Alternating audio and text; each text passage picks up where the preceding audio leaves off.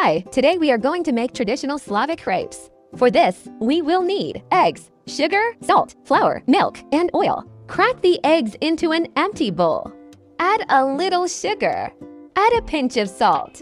Beat it with a whisk. Pour in a glass of milk. Add the flour to the bowl. Whisk everything again until the batter is smooth.